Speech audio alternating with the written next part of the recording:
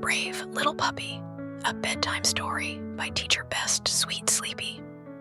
Once upon a time, in a cozy little village surrounded by rolling green hills, lived a small, curious puppy named Toby. Toby was soft and fluffy, with big brown eyes and a tiny wagging tail that never seemed to stop. He loved playing in the sunshine, rolling in the grass, and especially chasing butterflies. One warm afternoon, as the sun began to dip low in the sky, Toby spotted the most beautiful butterfly he had ever seen. It had shimmering blue wings that sparkled in the light. "Wait for me," barked Toby, and off he ran, his little paws thumping through the meadow.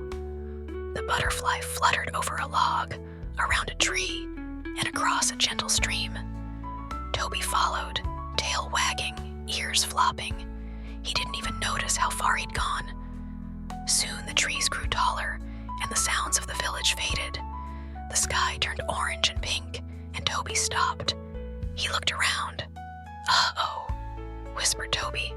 "Where am I?" He was in the forest. It was quiet, and shadows danced between the trees. For the first time, Toby felt a tiny bit afraid, but he took a deep breath and said softly, "I'll be brave. I'll find my way home." Just then, a rustling came from the bushes. Toby's ears perked up. Out popped a small hedgehog wearing round glasses and a tiny backpack. "Hello there," said the hedgehog kindly. "Are you lost?" "Yes," said Toby. "I was chasing a butterfly, and now I can't find my way home." "Well, I'm Hazel," said the hedgehog, "and I know these woods well. Come along, let's find someone who can help." So Toby followed Hazel along a mossy path. As the stars began to twinkle above, they heard a soft humming. It was coming from a pond, where a mother duck and her ducklings were gliding peacefully. "Excuse me," said Hazel. "Have you seen the way to the village?" The mother duck quacked thoughtfully. Yes. Follow the path past the big oak tree, and you'll be close." "Thank you," said Toby, wagging his tail. The group continued through the trees until they reached the great oak, tall and wide, its branches spreading like arms in the night sky.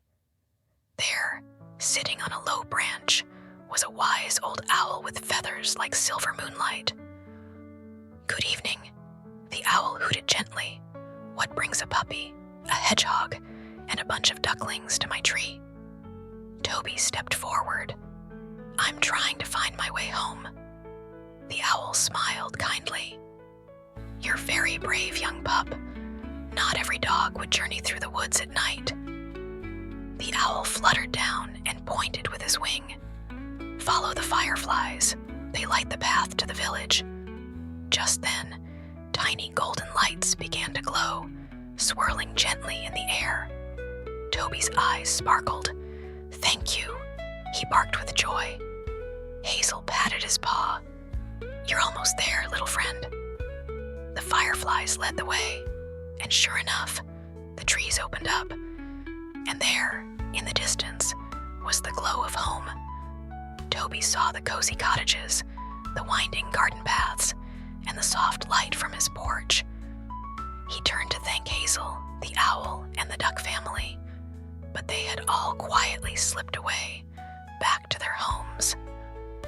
Toby trotted the last few steps, his heart full and happy. His mother opened the door, scooped him up, and nuzzled his soft fur. "There you are, Toby. I was worried. I had an adventure," he whispered sleepily, curling up in his warm bed.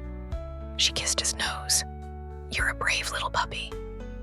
Outside, the fireflies danced, and the stars shimmered softly.